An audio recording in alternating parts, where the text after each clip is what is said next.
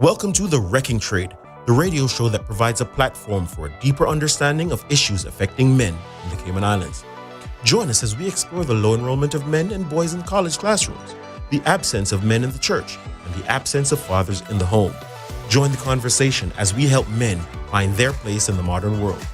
Through engaging interviews with experts and members of the community, we provide a clear picture of what healthy masculinity looks like as an example for boys and girls. Our mission is to provide a voice for men, to help them navigate the challenges that they face and provide hope for a brighter future. So tune in and join the conversation on The Wrecking Trade. Together, we can make a difference in the lives of men and boys in the Cayman Islands.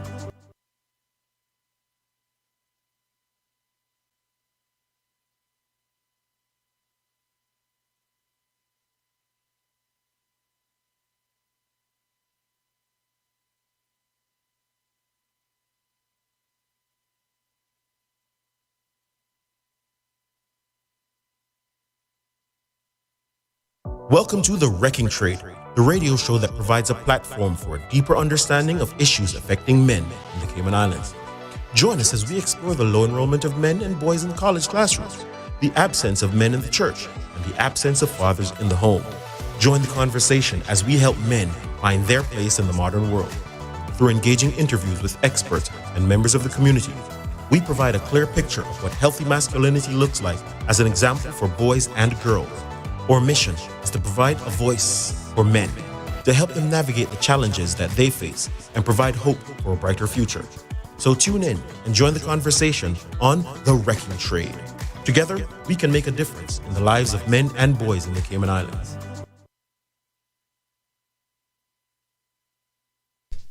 Welcome, welcome, welcome, one and all. Welcome to The Wrecking Trade. Guess what? 73%, and I'm trying to bring up my notes right here because Dwayne put them on something else, and now we need to find where is this? Prisoners. 73% of Gen Zers report being lonely, and most of them, know that guess what? They experience loneliness more acutely than any other generation. Who are Gen Zers? Gen Zers are those who were born before the age or before the year 1990. So with that, I'm going to jump right in with our panel and see if we can unpack this today on The Wrecking Trade. I'm your host, Robert Lynch. So who do we have on the panel with us today? Let's see. Let me see if I can bring them up. There we go. All right, go ahead and introduce yourselves. My name is Nisha Miller. That's it, right? Age 28, 28, that means you are a Gen Zer, officially. as I have been told. Highest education level completed? Bachelor's degree. Okay. And what do you do for work? I'm a medical laboratory technologist, aka a medtech. And what's your relationship status? I'm single. Single. All right. And who's the gentleman beside you? Well, I can introduce myself. My name is Osman Lynch. My profession is a personal trainer. I've studied NASAM, National Academy of Sports Medicine. And it's my passion, it's my goal, and it's my desire to help people get fitter, healthier, and more confident about themselves. I'm 35 years old. What else would you like to know? And your relationship status? My relationship status is complicated at the moment. All right. So now let's jump right into it. Right? Okay. Let's jump right into it. So this statistic was interesting to me because one of the things that Gen Zers really take on as theirs is their level of authenticity. And that means they believe in living honestly, believe in living openly. And so they live on social media and they feel comfortable sharing everything about themselves on social media. But part of that challenge, studies have examined the relationship between that living on social media and loneliness. And finding that the idea that persons have to put on this image of awesomeness, because everybody's on Facebook, everybody on Instagram looks awesome. They're living and they're going all over the place and doing all kinds of wonderful things. Doesn't necessarily, or that pressure may misalign with actually living authentically and actually feeling a little bit more lonely. So you guys are pretty close to being No, you are an actual Gen Zer, and you would be right on the edge somewhere there, right? So Yeah. what do you find? What do you find in your own experience is the curse or the benefit of social media? Um, well, I guess the basic thing that everyone mentions, but as you say, for me personally, the connection, to be honest, staying in touch with family, friends, and I heard someone said this today, and I actually I agree with it so much that there is some social media page that you use for some individuals that you don't want too close to you, right? But for me, social media right now is to encourage. That's it for me. At first, it used to be about posting and about building up your friends list. But now I have gotten to this place where I've seen where it can be beneficial in encouraging people. So social media for me right now is to encourage people.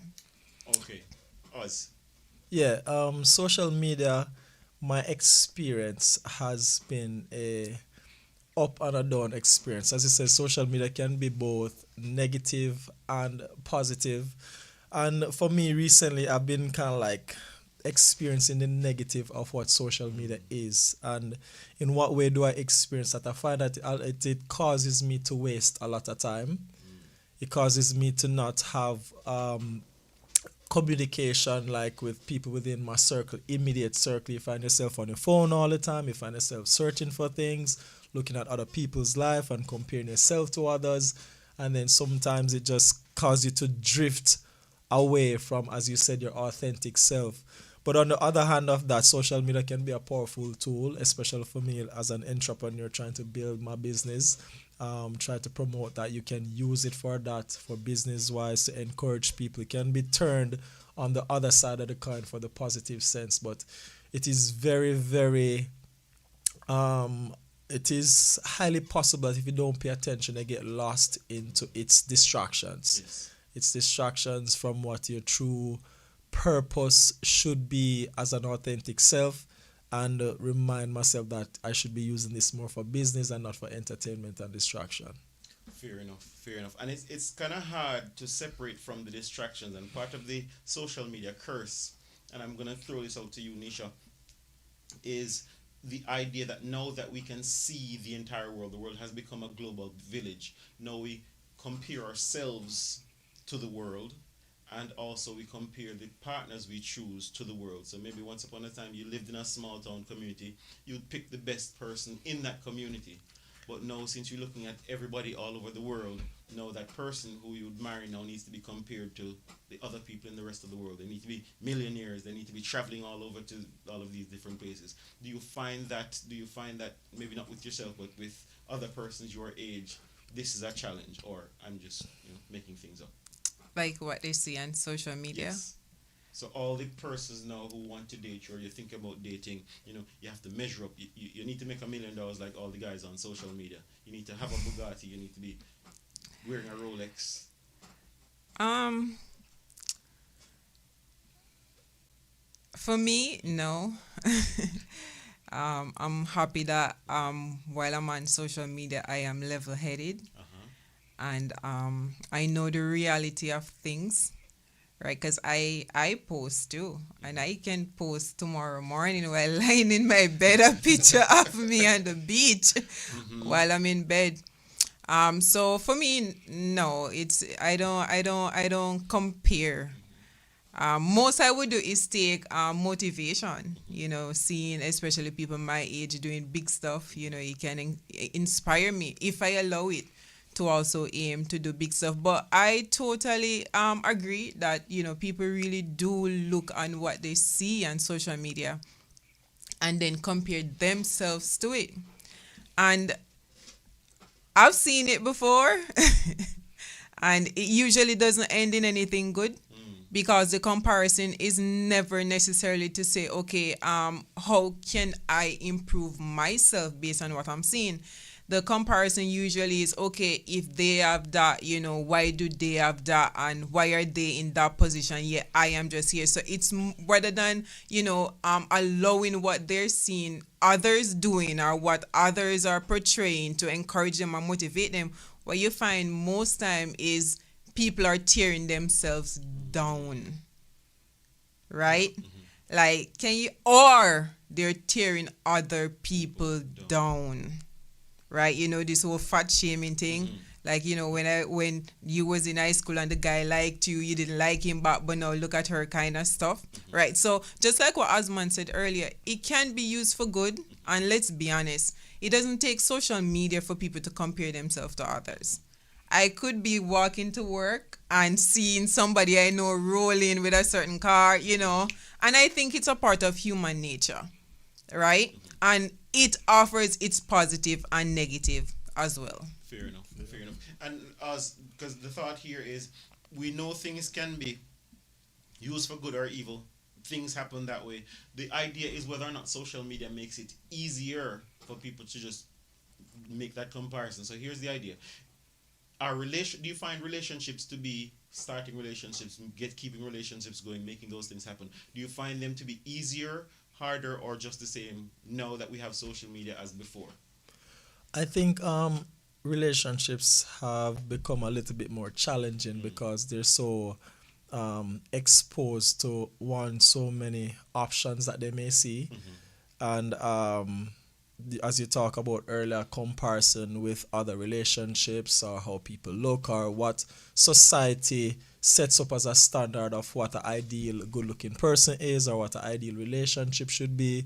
Sometimes people have to remember that not everything you see on social media is real, and sometimes some things are for sure, something is just a moment people might take.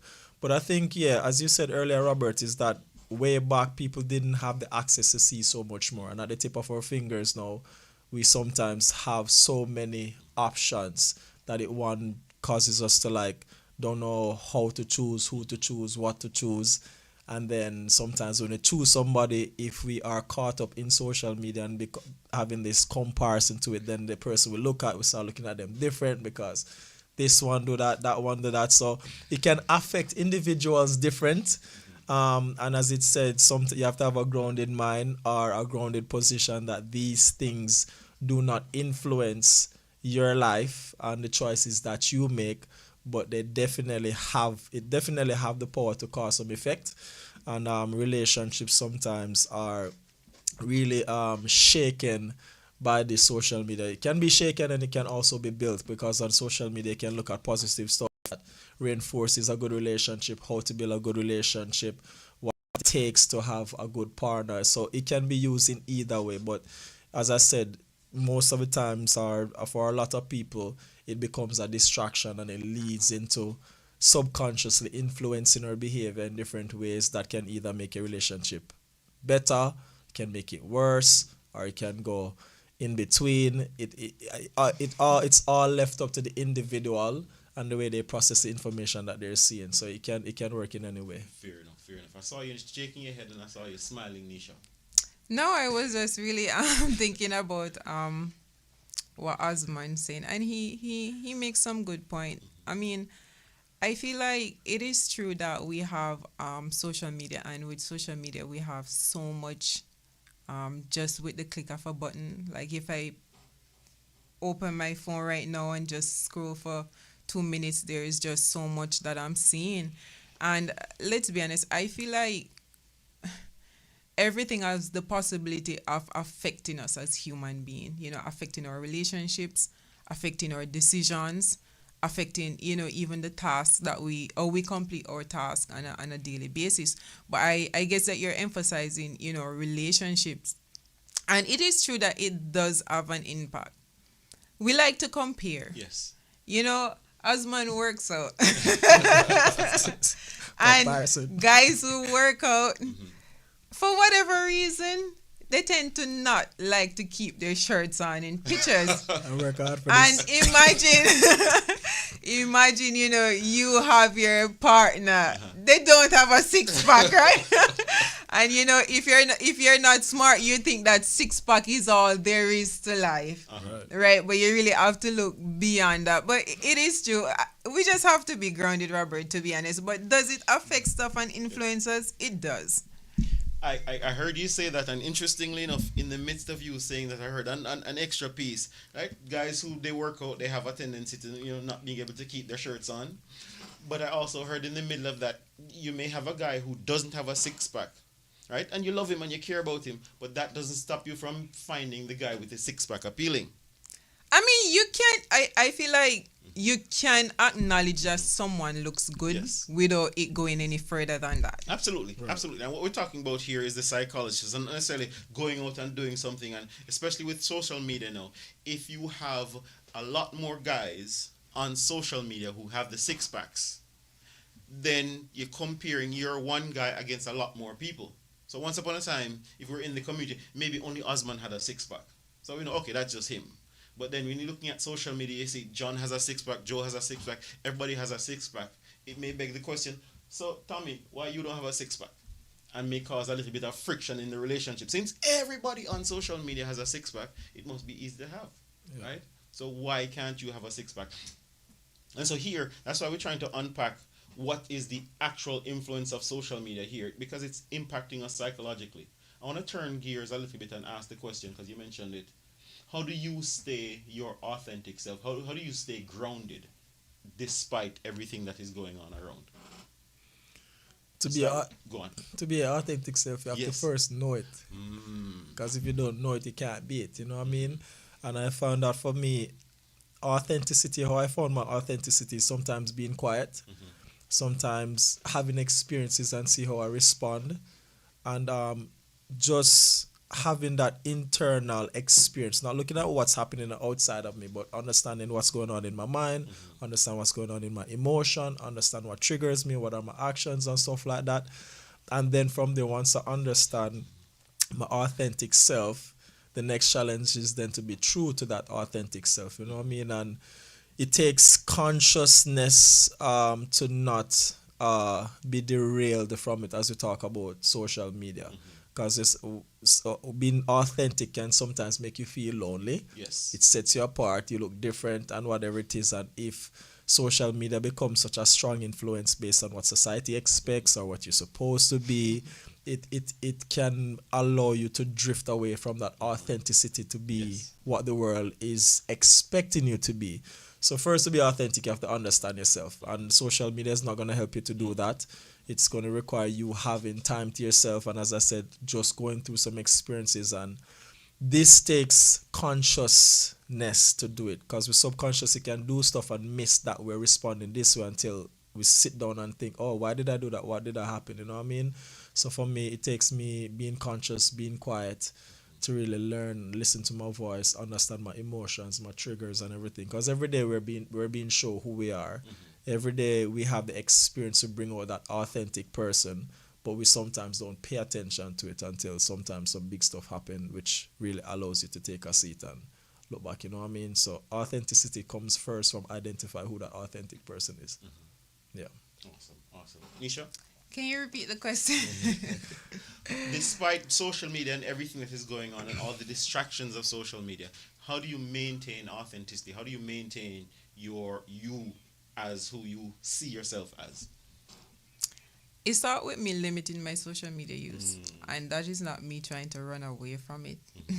It's just the reality of when I realized the growth that I want to experience, to get to know Nisha and what Nisha is about, social media won't necessarily help me with that.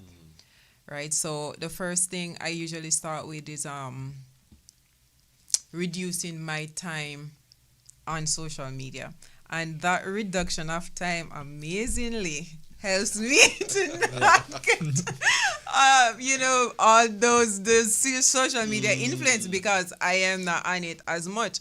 And then even when I am on it, I ensure that what I post and what I share is really genuinely what I feel. Right? So I'm not just going to randomly put something just because a certain amount of people share it or because it's cute. No. And for me, finding meaning in life, Robert, Yeah. mean that it's not just, my life outside of social media, but also on social media. Like, how do I find meaning in that? And it goes back to me being my authentic self by finding meaning in what I post. Right. You get what I'm saying? Right. So no, I don't post. Well, lately, of course, because before it was crazy stuff. Because I started social media like from high school days, and I hate when Facebook give me the memories because I'm like, who is that girl? That's definitely not Yeah. me. But to be my authentic self, it's not just off social media, but it's also on social media, and thus I am so intentional about what I post lately, right? My authentic self is to inspire me and to inspire people, Okay. right? And both of you, you touched on it. You manage it by staying off social media as much as you can. And you mentioned us that it can get very distracting, and so you have to be fully grounded. Here's the thing: is there a pressure then to conform, because we all want to fit in? Is there a pressure then to conform when you're just overwhelmed or bombarded by all of these images that are coming in? You can sometimes feel pressured, especially when it's so consistent. You know what I mean? When it's so much of it against so little of you, the authentic you, it can sometimes feel pressuring. But again, we have to choose to want to be grounded and Yes, yes. authentic in ourselves, to not give in to that peer pressure of not only social media but even in your everyday circle at work, the people you hang out with, church, wherever you may go. Just not be influenced, because you know who you are, what you want to maintain, and you stick by that.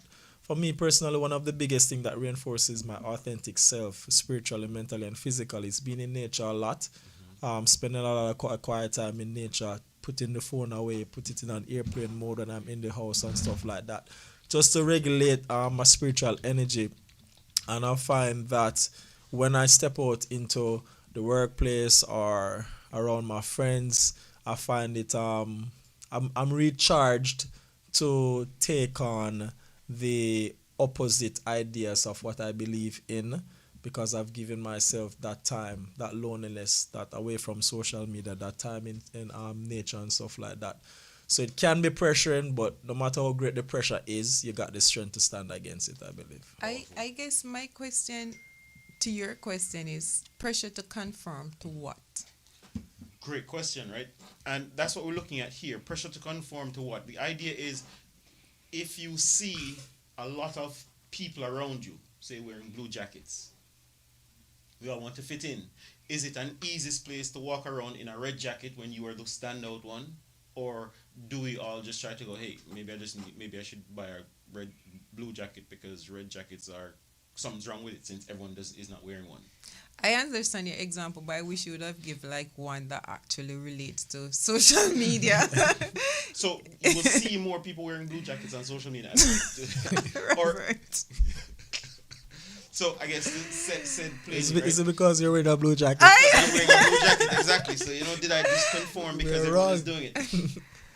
So you mentioned, or you talked about in your example earlier, you see more people wearing or getting six packs online, right? And so the guy you're with doesn't have a six pack. Is there a pressure now to say to him, guy, you really need to get a six pack because everyone else have one? Or is it okay for him to just be who he is? And that's what we're coming down to. Remember, the topic today is being yourself making you lonely? I mean, it's so interesting because what if being himself is an unhealthy, obese person? Exactly. And that's the point. You right? know, that's not healthy. That's not healthy. We're not And gonna if support I am that. seeing Osman and Osman does fitness and I'm like, hey, I think you should work out, I don't think anything is wrong with that. And you're right. And that's why the topic is being yourself making you lonely? And the premise here is, sometimes, you'll meet a young lady, you'll meet a girl, or you meet a guy, and they go, just be yourself, just be yourself. But just like you said, what if being yourself is the person who just wants to sit at home and eat Cheetos all day? That's not healthy. That's not developmental. And even the Bible speaks to the idea that being yourself is leaning towards the flesh. It's leaning towards a thing that is not necessarily in alignment with God. So the invitation for us is to be more than ourselves.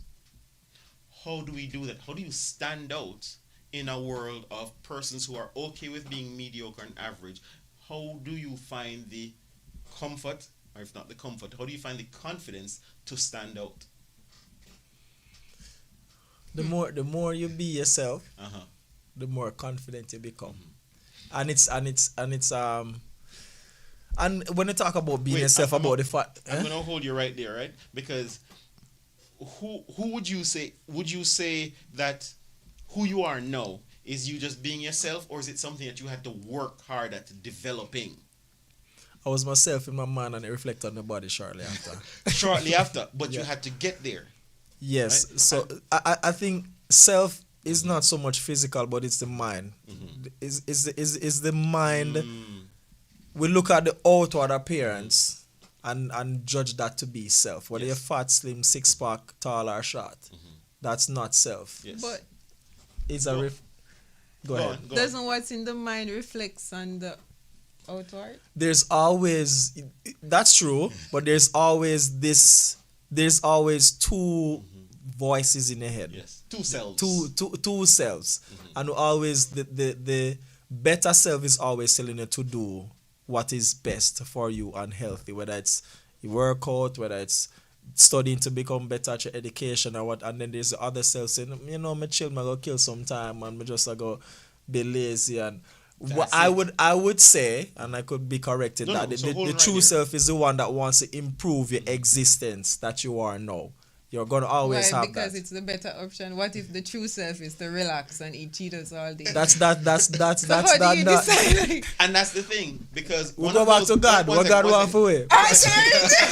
But here's the Be thing, prosperous here's and the be thing. healthy. One of those things is easier than the other, and most people conclude that Conform. being yourself means doing the easiest thing.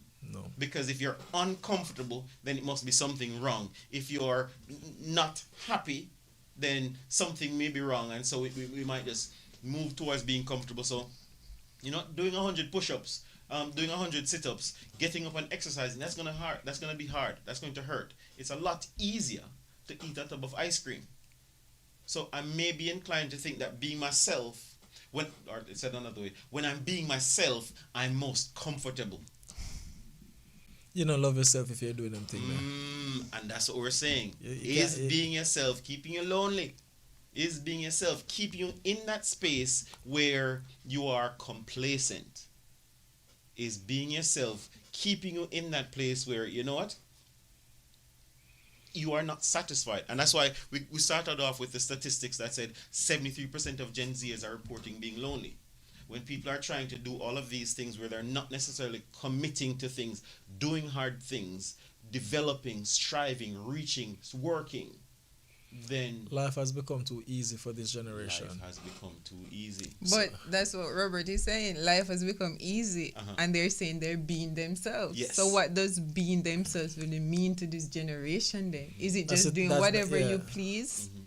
That's the information that they have received as Yes. what being self is. Yes. But I feel like everybody, me everybody, and Osman can answer these questions. I know, because where I'm trying to get to, I'm trying to get to exactly where you are, because that's what we're talking about here. How do we get to that place where authenticity actually translates to doing hard things What's so that you best can for you? actually love yourself and be satisfied with the person you look at in the mirror? the thing is, everybody who sits and eat chips or feel like they're depressed or whatever it is, they look at the person who has a six pack and want the six pack. Yes. They look at the person who is happy and want to be happy. They look at the person who have the good job. They're So not willing to do so what it they takes. look at what is good. They instinctively know that this is best for them. So you don't even have to tell them. By nature, you look at something and say, I'm here, that looks better, and that is what I want. He speaks better, he's living a better life, and you just accepting your position as being without the six pack or without the job or the education that you want and get comfortable. One, because you talk about earlier, this generation do not like difficult things. They don't like to challenge your mind. They don't like to challenge your body, because as soon as you get challenged, the fear of not only failing, but the difficulty and the consistency it's going to require, and the sacrifice it's going to require from you dropping certain things. it's not going to be easy. How I've been training myself recently, because I am quite laid back and is tempted to like comfort. I recently just like, if my mind said do 1,000 burpees, I just do it. If my mind said do 1,500 push-ups, I just do it. If my mind say, okay, you need to read up 30 minutes every morning, just do it. If my mind get up and say you need to run 10 mile, I just do it. Because my body can do it. Yes. But my mind is so wanting to take that easy way out. So as soon as I find challenge, I like to myself, okay, good. If I'm training and it gets so difficult and I feel like I want to quit, all I have to say to myself is good. And instinctively, it's like I do it, and when you've accomplished it, it gives you that confidence and a good feeling. Say, yeah, all right, I did this, I did that. Because I am prone to being lazy. I am prone to want to be comfortable. But as I realize and as I've grown, wanting to build a business, wanting to maintain my body, want to grow spiritual, want to grow mentally, I've come to the conclusion none of it going to be easy. And if I want it, so I'm going to have to go get it in some way, form or shape, cry or die. There's something I want to unpack in what you said, because I love that you said it, and that idea was this: if your mind tells you to do something, you just do it. Right. Don't wait, don't delay, because everyone's gone to the experience. Either you or you know someone who New Year's Eve comes around and we make all of these wonderful plans, all of these commitments to lose weight, eat better, commit more to Christ, do all of these things, but then by February it disappears, because we haven't necessarily jumped right into it. And sometimes you just have to just jump in. That's what I'm getting from you. Yeah, well, I'm at a place now where I can do that. And most of my challenges mentally, it's come through because I have the ability physically to push myself, which trains my mind mentally. So far for some people, they have to find their avenue in which they can use to train the mind. I train my mind through my body. That's how it works for me. You know what I mean? And remember, your mind also give you good things and bad things to jump to. So we jump into the positive things, you know, something that is going to make me better. Yes. Something that is going to help me to grow. Something that is going to help me to get stronger. Those are the things that I jump to. And for me, as I said, my avenue is anything physical. Once I push myself and I hit that goal, okay, my mind gets stronger. So yeah, I can put it towards studying, or I can put it towards, okay, making the video for my Instagram or my YouTube or whatever, because I just did that. You know what I mean? So jump to things that is gonna help you grow, and don't worry about whether you fail or not. Just go for it, and you never fail, because you gain. Whatever you set out for, you might either gain it or not, but you gain an experience which can teach you something else to move forward. You know what I mean? Fair enough. Nisha? I'm just sitting here thinking, right? Because you said what is it, Gen Z? Yes. Their mindset is kind of haywire kind of stuff. I'm wondering if well, I don't want to say blame, but I just want to touch, like, where did that mindset come from? Yes, like, I know that whatever the generation before did kind of have an impact on the generation that, come from that generation. Yes. And I'm not trying to, like, point fingers or play the, the blame game, but we have to look into it, like, where does this mentality comes from all of a sudden? All of it. And you're right. And one of the things that was seen in the previous generation between the millennials and the and even the baby boomers to some extent is that we tried to explore what we called at the time positive psychology.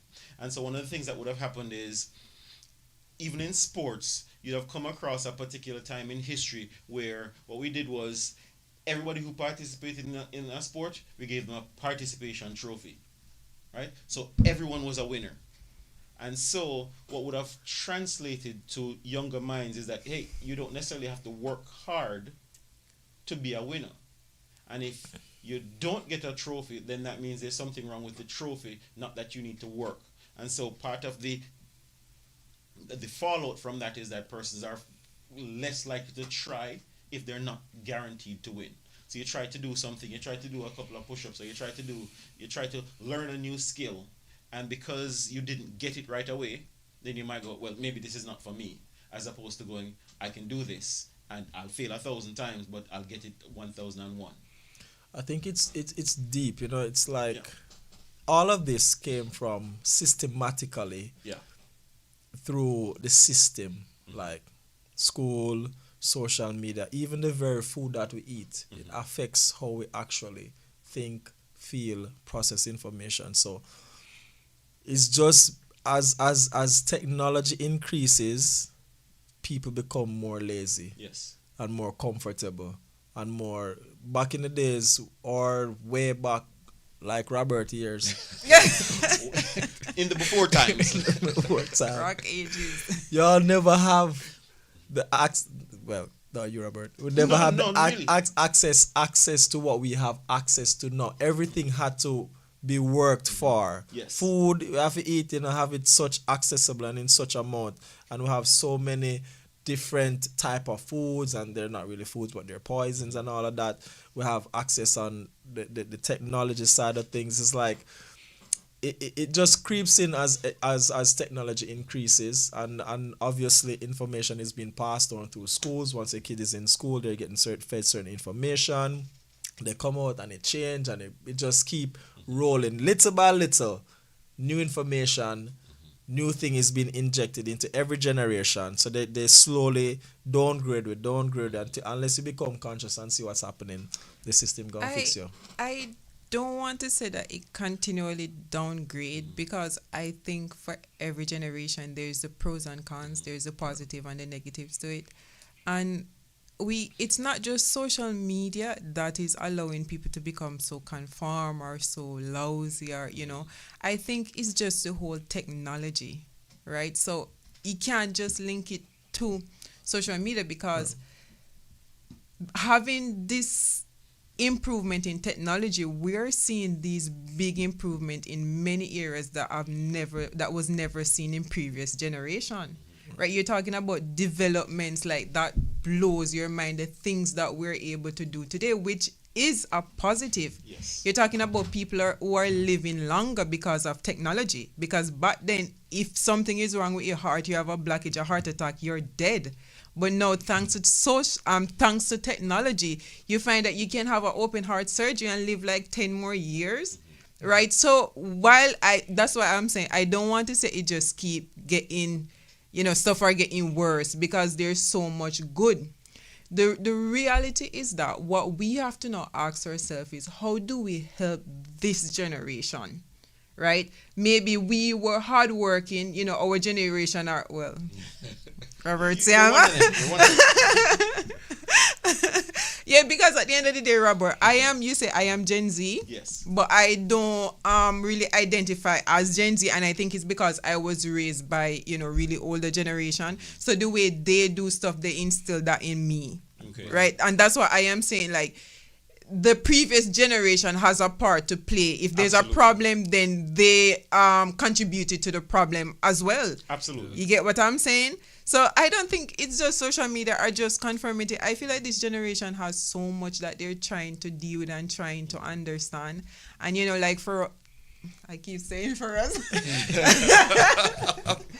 For the older generation, for example, Robert, if you're going through something emotional, you're told to tough it out. Yes. Right, whether you're a male or a female. Yes, we know they say boys should not cry, but you still tell female to tough it out. Whereas now for this generation, right, the present one, all of a sudden you're being told to, try to understand what is going on. Why do you feel the way that you feel, etc., etc. And for some people that might be, a negative, but it still has a positive, because people back then used to suffer in silence.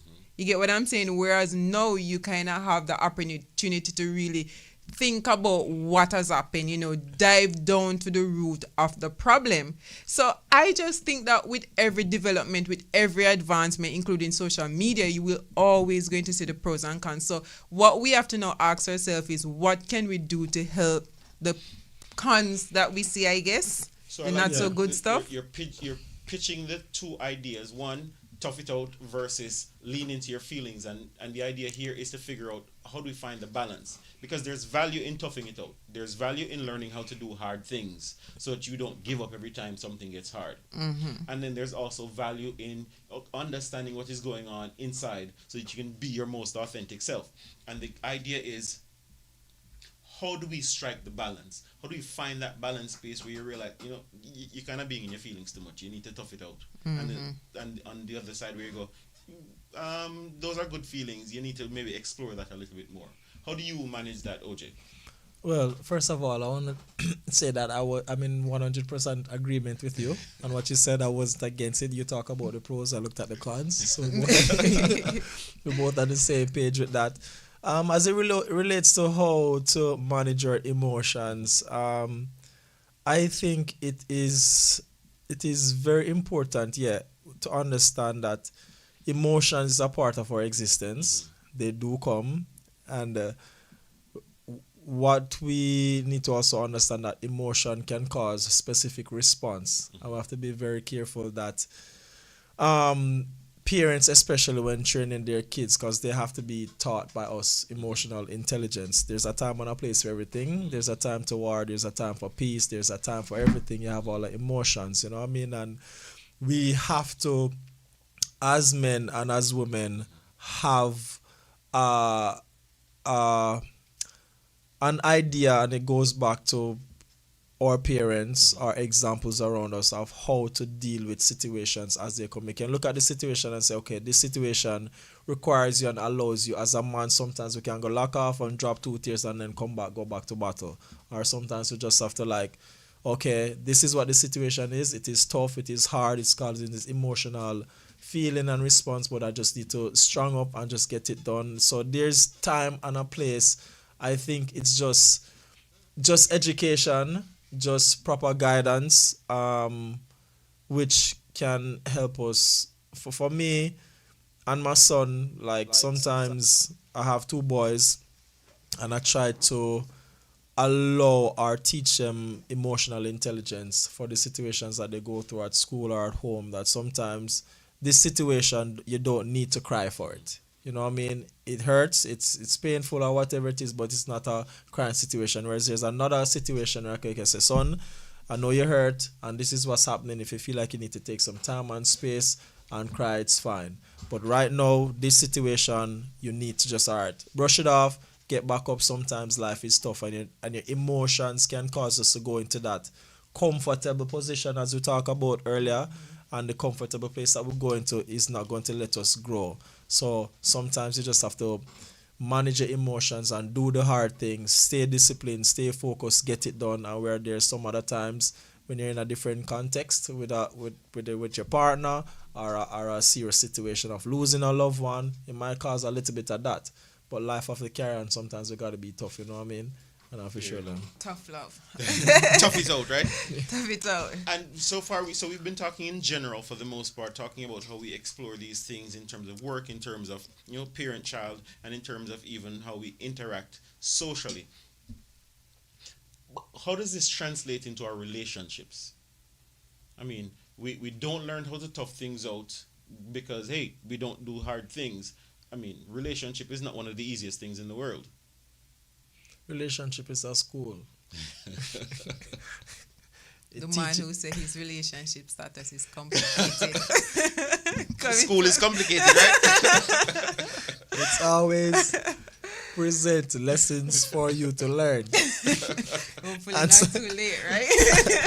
Yes, and sometimes they repeat themselves for you to get that lesson, you know what I mean? So relationships and individuals, 2 different individuals coming together trying to make something work, present different characteristics and different challenges. So it is you then, as a person choosing to be in a marriage or whatever relationship, to understand that it takes 2, and it takes work, and it takes 2 different people trying to have good communication to make it happen. But relationships are dynamic, and they are a school and a teacher at the same time, and you just have to study. Beat and teach. I think the reality, Robert, is that however our life plays out in other area, it more than likely going to be the same in a relationship. Mm-hmm. So if you don't work hard, if you're not a go-getter, if you're not trying to accomplish something good, if you're not trying to put your name out there, it would be the same in your relationship. Like, let's not fool ourselves into thinking that I am a crybaby and I don't know how to toughen up, and all of a sudden when I get in a relationship, I'm not going to keep bawling when there's a disagreement, rather than trying to understand, like, what is happening here and how to navigate it. So let us not, may we not try to separate it and think that, over here, I am bossy, and think that you can be so nice and calm in your relationship. It's the same person, right? So when it comes to the whole relationship dynamic, especially when it comes to being your authentic self, I feel like that's something that you should work on before you truly enter a relationship. Right. Work on it, and then when you meet somebody, show them who you really are. Let them decide if they want to be with that person. Because sometimes people pretend. I mean, I know relationship helps you to find that out, though. I mean, that's an interesting dynamic, because one of the things that used to happen in the before times that, you'd go off, you'd find yourself, you'd define yourself, you'd work, you'd earn, and then you'd come back and then you'd go, hey, okay, fine, let's build a relationship. When, Robert? Before times, like I said, before we had the internet. No, because my grandparents got married like 16 and start having kids like those. Yes, so. but you all should also, if you ask them, your grandfather would have been working from he was 12. But go ask him. No, right? Because so who goes off? The man goes off. yes, the man goes off. The man goes off and earns, because the Bible says, take a woman and call her your wife. You need to go off. You need to have something to Not present. in my generation, Robert. I'm looking Absolutely. at the lineage. No. That is no, it's not the same for the Gen Zers. No. But before, No, I'm talking about my grandparents and them. that's not your generation. That's not here. My lineage.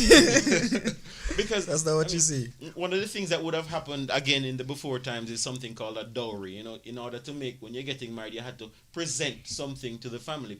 It's not just walk up and say, hey, I like you. Let's go steady. No, you had to actually be something, present something, so the woman can look to you and say, okay, fine, I can trust you to lead our family. I can trust you to provide for our family. I can trust you to protect our family.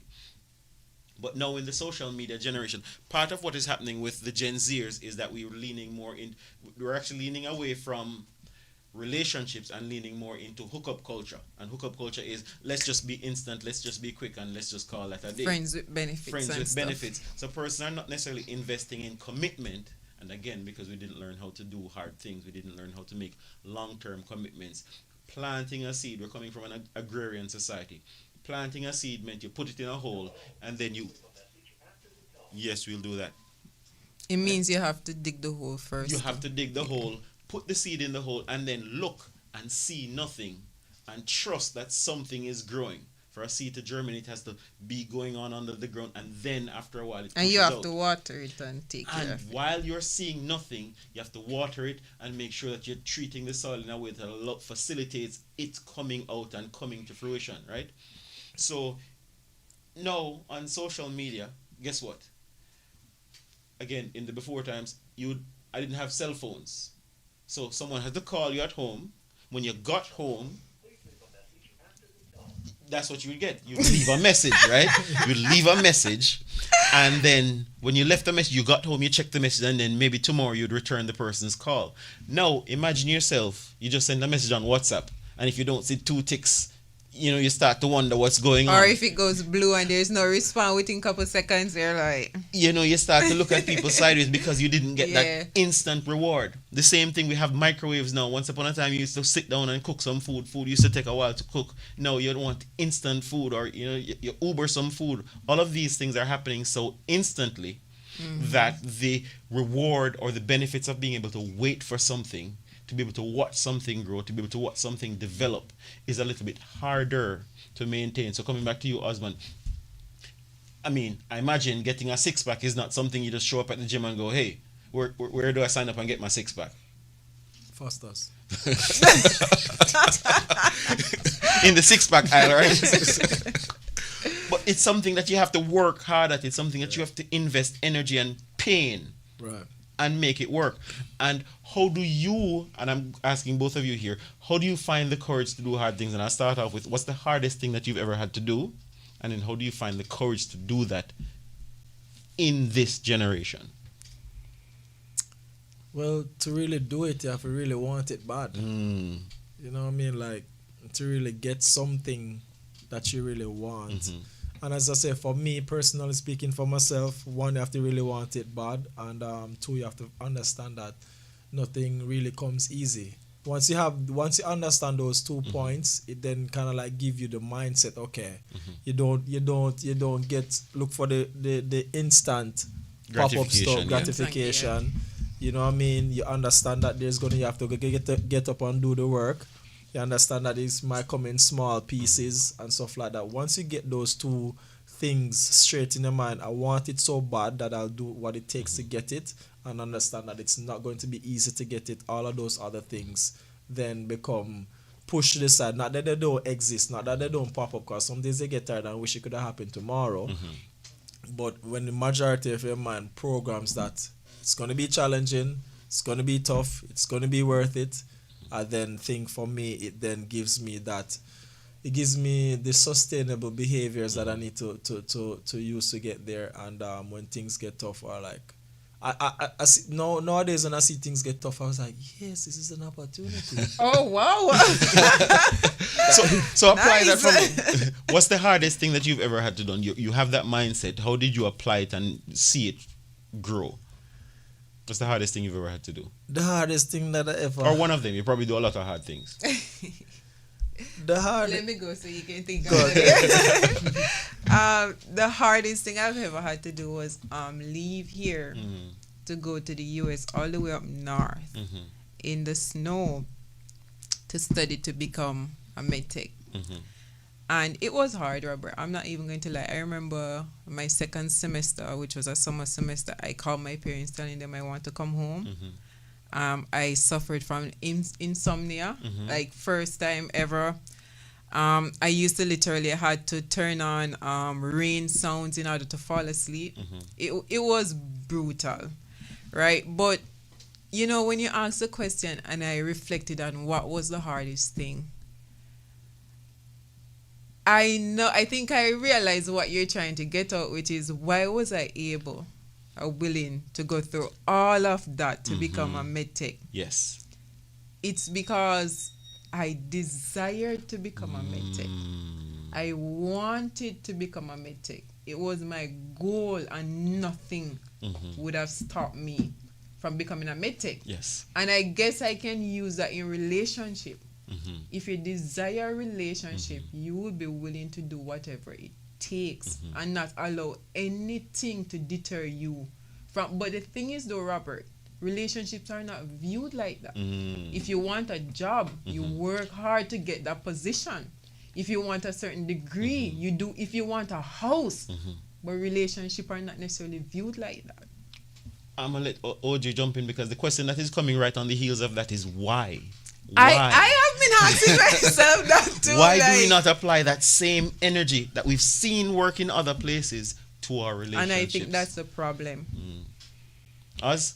Yeah, there's so much little hard things that I do. I would just say one of the hardest thing I have to do is trying to maintain my physical condition on my mind, because like it is difficult to get up and train 5 days a week, sometimes two times, 3 times a day. It is sometimes and I do it, one, for myself, but also I realize that I'm an inspiration to others.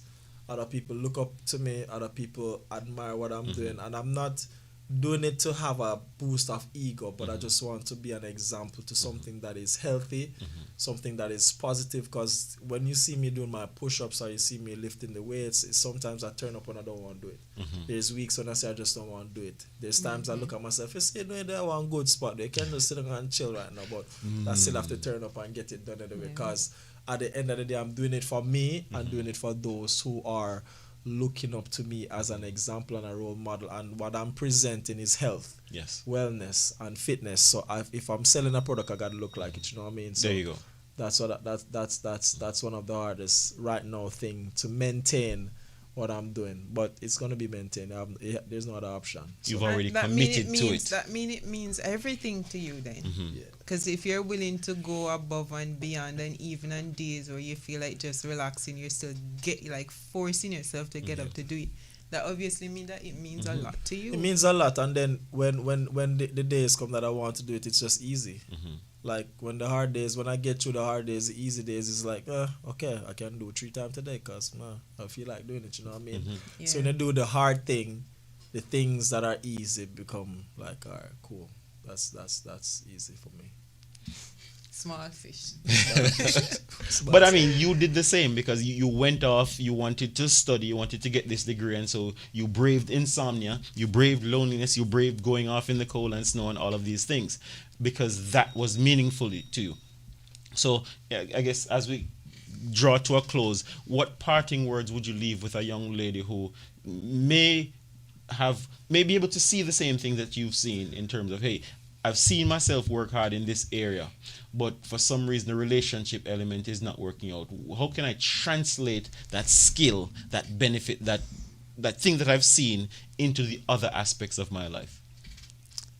I guess the desire, you know, if as much as you would want, you know, a certain profession, so you do what it takes.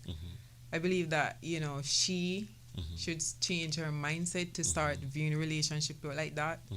Because I know, to be honest, Robert, there is this little, I don't want to call it a taboo subject, but it's like if a young girl even talk about relationship in that way, it's going to start seeming like, oh, you're desperate. You get what I'm saying? So you're also thinking about the, you know, what society has to say, but then you come back to not conforming, especially if something means something to you.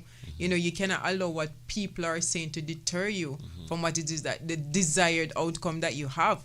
So I would tell that young girl, you know, if a certain relationship is something that you so desire, then be willing to put in the work and you will reap the benefit of whatever your desired outcome. Because you don't just get up and say, oh, I just want a relationship just to have somebody there, right? There's usually more to that. I want to have a certain family. I want to have a certain home, you know, so keep the end goal in mind. And I believe in delayed gratification, right? You won't get the reward instantly, but sow and you shall reap, right? Sow and watered. And eventually.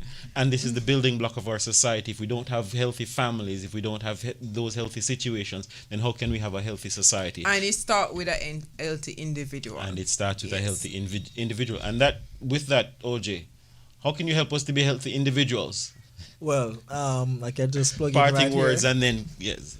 Parting words. Well, how do you help persons? How can someone, you know, look at either themselves or see some of the hard things that they've done in their lives and apply that to becoming a better version of themselves, and then you can share. Yeah, as I said, like for me, I have learned to apply this level of difficulty through my training. So find something that you are good at and push yourself to become better at it. And what that does is help to not only get you better at the skill, but develop the mindset. Because there's a saying that said the way you do anything is the way you do everything. Like sometimes when you're very good at something, if you're conscious that you want to move into a different area of your life, a relationship or whatever it may, just think about applying that same concept. Understanding that it's going to require work, it's going to require commitment, it's going to be challenging times, it's going to be all of this that comes with it, but the same thing that I do with my business is the same thing I can apply to my relationship. So find what you're very good at, push yourself in it, get a little bit higher, level yourself up, and then you can apply that same kind of mindset, because everything is mindset. Yes. Once you have the mind right and you have the set right, you get everything else the way you want it to be. And just remember that it's not going to always be rose petals. Life is not just like that. And once you can, as I said, once you can accept that it's going to be challenging with anything, that is going to be tough, but there's also going to be good days. An acceptance of what reality is make things easier. You don't become attached. You then accept and say, okay, this is what it is, and then I can then move forward. Developing that mindset can iron out other things. Yeah. And as we talk about being healthy, I just want to plug in here now. I'm very excited to announce that I have a online platform that is called Oddscore Fitness. On that platform there we have community, we have classrooms, we have everything happening there. We have workout program plan, we have nutrition plan, we have Zoom calls, all of this that are structured in there. So if anyone wants to get healthy, we are on every Sunday between 7 to 8 a.m. I do a live Zoom workout, so you can be whether at your home, at a space, whatever it is, you can come on, do your workout. And at the end of the workout, we have like a little group chat to see where you're at, where you want to be, what your goals are.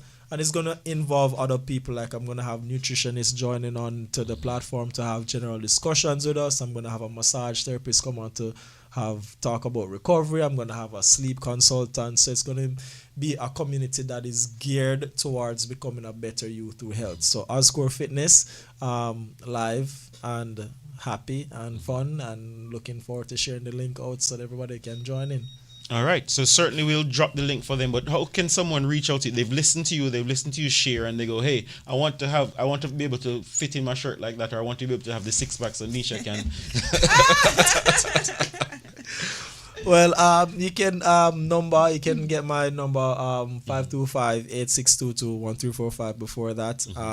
Can get my email. Say it again. Say the number again. It's slow. You went a little Slower, bit. sorry. There you go. So be sure to grab your pen. Go ahead. So phone number 1345-525-8622. That's my phone number. My social media.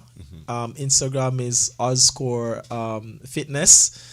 Email address is osman.lynch@yahoo.com. And you can contact me through those 3 avenues, and anything further. Yeah. There we go. Thank you, lady and gentlemen. It's been an awesome conversation right here on The Wrecking Trade, where we have hard conversations, the place where we do hard things, because we live in a world where things have gotten a little bit too easy and we've gotten complacent. So just remember, until next time, never give up on your dreams. Keep reaching for greatness. This has been The Wrecking Trade.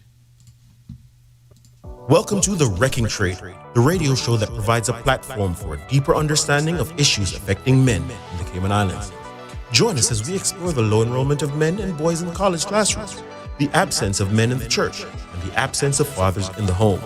Join the conversation as we help men find their place in the modern world. Through engaging interviews with experts and members of the community, we provide a clear picture of what healthy masculinity looks like as an example for boys and girls. Our mission is to provide a voice for men, to help them navigate the challenges that they face and provide hope for a brighter future. So tune in and join the conversation on The Wrecking Trade. Together, we can make a difference in the lives of men and boys in the Cayman Islands.